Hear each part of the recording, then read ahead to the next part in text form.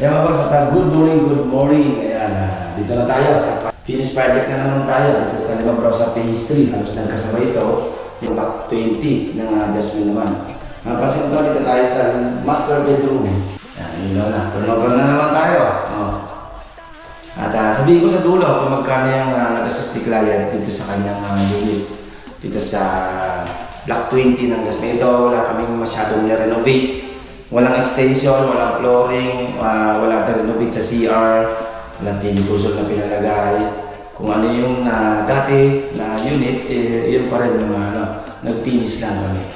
Okay? Ayan. Okay, samahan nyo ka-check natin yung mga na-finish namin dito sa Block 20 ng Jasmine Lima Brosa Phase 3. Let's go!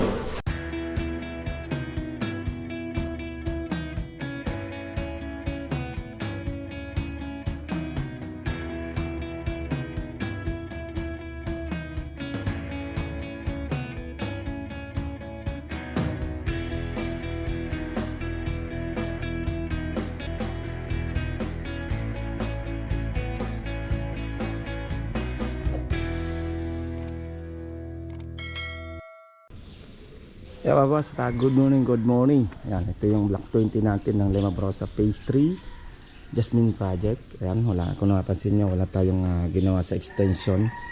And then dito sa harapan, wala din tayong fence, walang flooring. And then sa likod, wala din.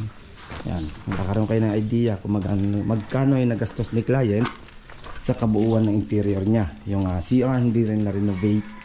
As in, dati na yung CR na naandyan na. Wala naman kaming ginalaw dito. Pininturahan lang namin itong labas. Ayan. Okay, check natin sa loob kung ano yung mga nagawa namin. And then para magkaroon kayo ng idea kung magkano yung nagastos ng labor at materials. Okay, dito tayo sa living room. Ayan, living area. Check natin yung mga ilaw. Yun. Yun.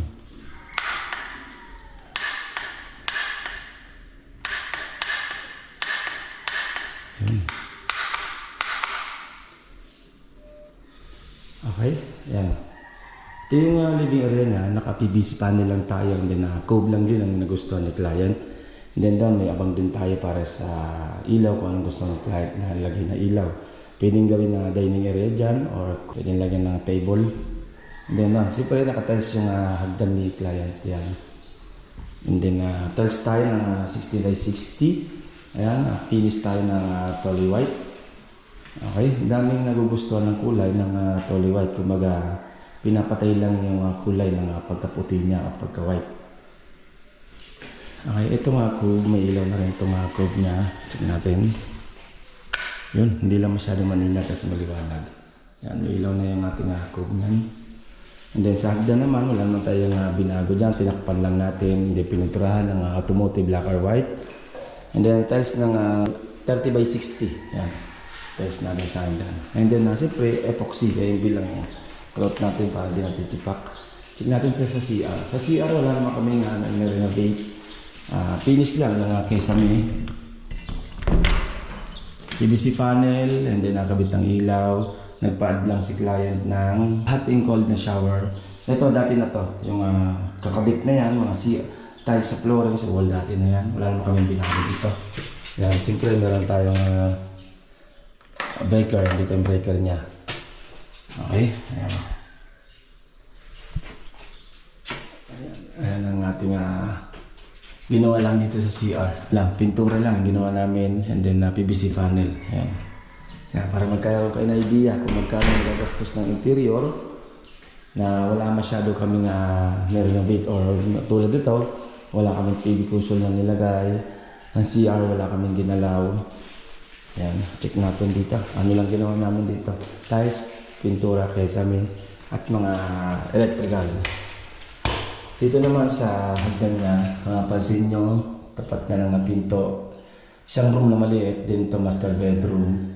And then ito mayroon tayong drop light. And then meron pa tayong another light sa tapat ng hallway. Okay, yan. Finish na yung unit ni client.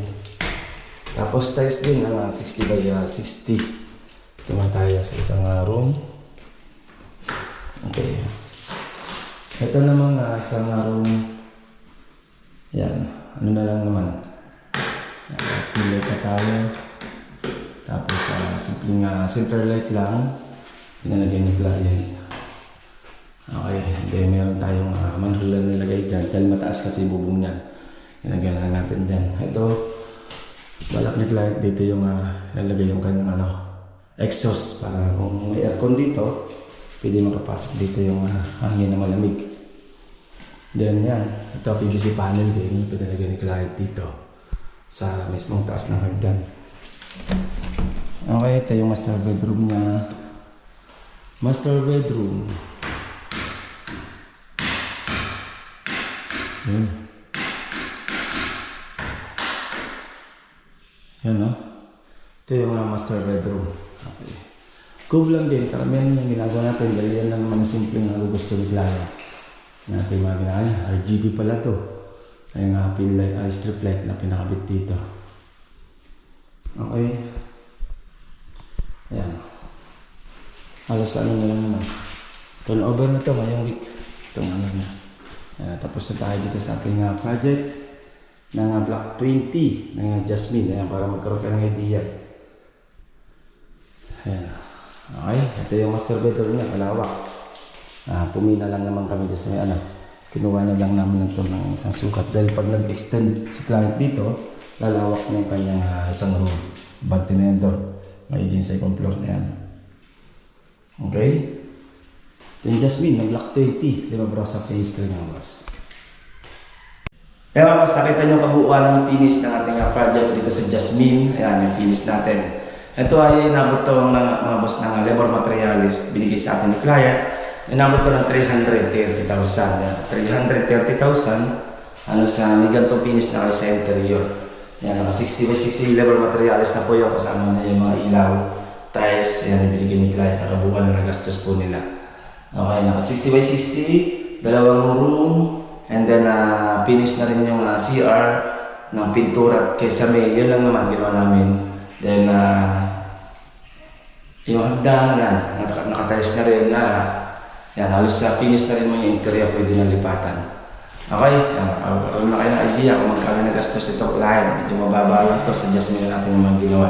Dahil yung karamihan na ginawa natin ng Jasmine, puro may extend, kaya tumataas yung price. Tapos yung iba may fence, ito naman yung wala talaga, interior lang. Okay, nandito na, chat out kay ma'am at kay sir na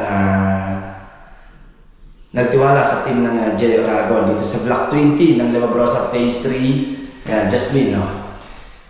Okay, ingat-ingat tayo boss. Next upload ko naman yung tanawan ng turnover na rin ng Block 7 natin ng Linnea. Abangan nyo kung magkano nagastos ni client. Okay, ingat-ingat tayo. Bye-bye. Ito pong J. Oragon Vlog, napakaganda po ng channel na ito, no? Tungkol po ito sa construction. Actual construction po ang channel na ito, no? Pag pinanood nyo po ito, panalo po kayo sa channel na ito. Napakaganda po ng mga video niya. Lalo na pong magaganda, no, yung mga iba't ibang design niya. Kakaiba po yung mga iba't ibang design niya sa mga kisame. Subukan nyo pong panoorin J. Oragon Vlog na ito. Matutuwa po kayo pag pinanood nyo po yung mga video niya. Maraming salamat po.